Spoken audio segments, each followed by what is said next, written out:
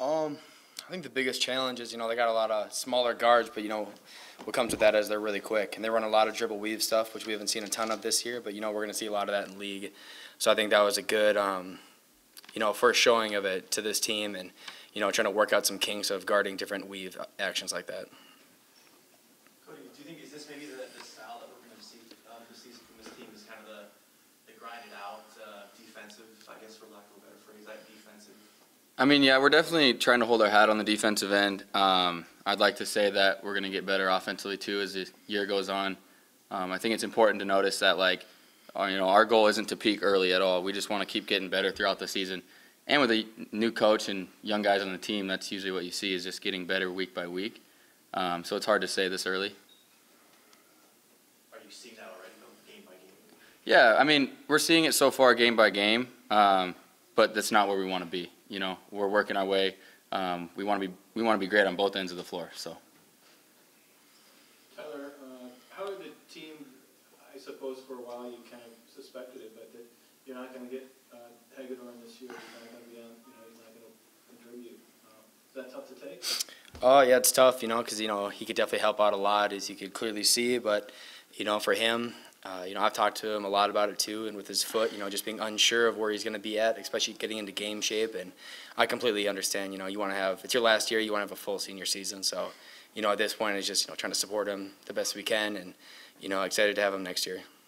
Does it change? This is probably a question for the coach, but does it change anything as far as you going on? I mean, you haven't played with him yet this year, but you were expecting maybe you would. Does this change your outlook, or the way you're going to play? Might change some different scheme stuff. Might have to plan a different game plans and stuff like that with him being out. But this doesn't change our season goals whatsoever. And the thing is, with that, other guys have an opportunity to step up, and other guys have an opportunity to, they know that this could be their chance to really get a lot of minutes this year and get better, and step up to the challenge. We'll see what we're made of when there's a challenge in front of us. So. Some guys, look at that as a, hey, I get more minutes, and we'll see what we do with it. Tyler, to that point too, how nice is that on the other side then to get Dan Jeck in there? Yeah, it was really good to get Dan back. This is his first game back in about a year. I don't want to fact check me on that, but I know he was really excited to get back out there, and we were definitely excited to have him. So just to finally get him out there, and what he play. Played 15 minutes, so good for him, and we're excited to move forward with him this season.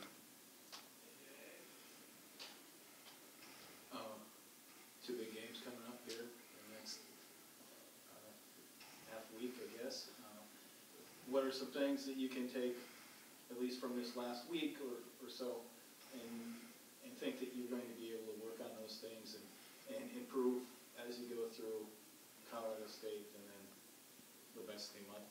Yeah, we're excited for these two really good teams this next week, and what more can you ask for is playing a Division I schedule. Let's get a team like Colorado State, and then the #1 team in the nation. So we got to continue to improve on offense, which we're going to need to do if we want to go into either of those games and win, and then continue to just focus on defense and focusing in on their concepts and continue to communicate on defense. So if we can do our thing on defense and spark a little bit on offense, play as hard as we can, we'll see what happens.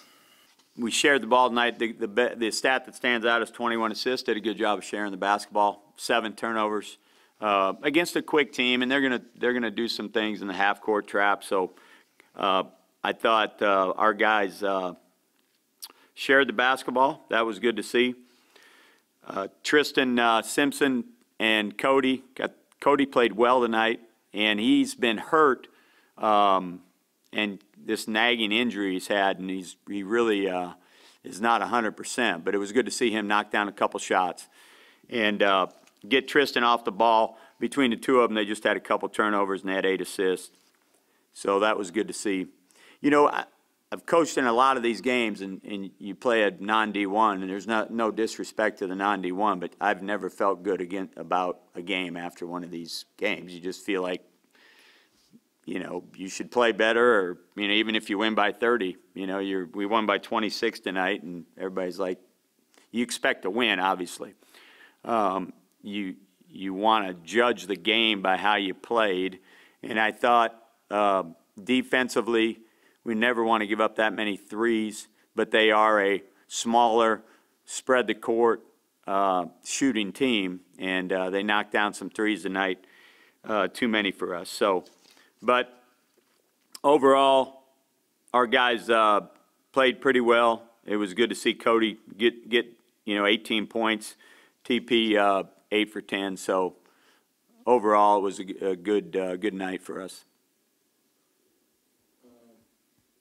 Touching on the Hagedorn thing, what are some things that you're going to have to deal with now that you know you're not going to have him for the year, right? You haven't played with him yet, so I guess that makes it a little easier, but overall, he's not coming back. Yeah, and that's a big, I think we talked about it before, Mick, he's our most important offensive player. We got other guys that can score, but the way he can space the floor, we just don't have right now, unfortunately, and we don't have somebody we can just throw the ball to and get a basket, in the post.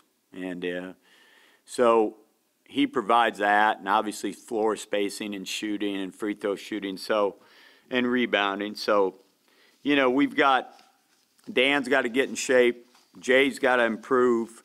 If we can get Cody healthy, and we get Jay and Dan in shape playing, we really need Trey Birchman to play on the perimeter. It's really unfair to him to have to guard the post.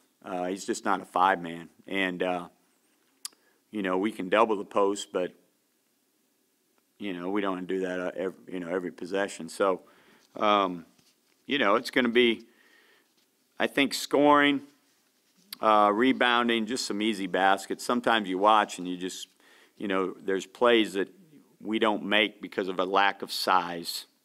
If you had size, you get some rebounds, you get some putbacks, you get some things that you just should get in a basketball game if you have some size, and we just lack that right now.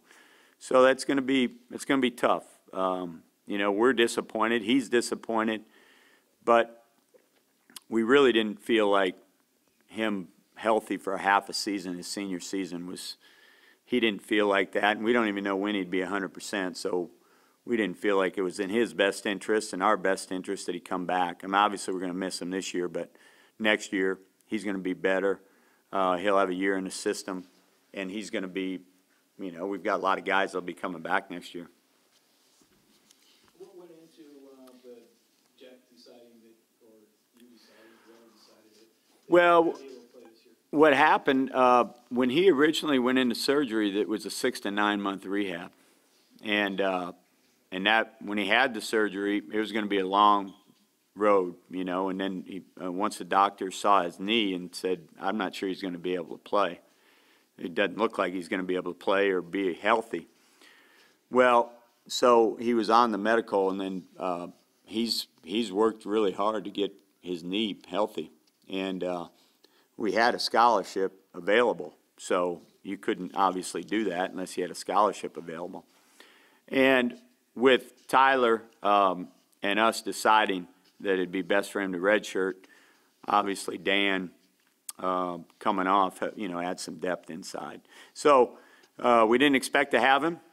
He'd been working really hard, and now he's back, and he's got to get in game shape. Not a big stretch coming out of Colorado State, and of course the number 1 team in the country. What do you think there? Well, these are games, great opportunities for our guys. We've played 2 other games on the road. Colorado got us really good, and their size was too much for us, and they're really well coached. We felt the Baylor game, we led pretty much the whole second half, and we just didn't make shots down the stretch, and we end up losing that game. So these are opportunities for you guys to get better, play against really good competition. I haven't watched much of Colorado State. I know I've watched them against Colorado because I was watching that game.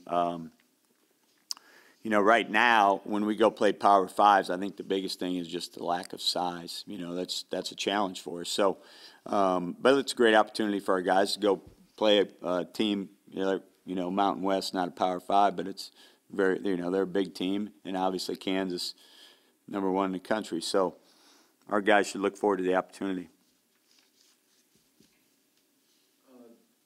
Didn't get much, you didn't play Armstrong much tonight. Was there an injury there? Or?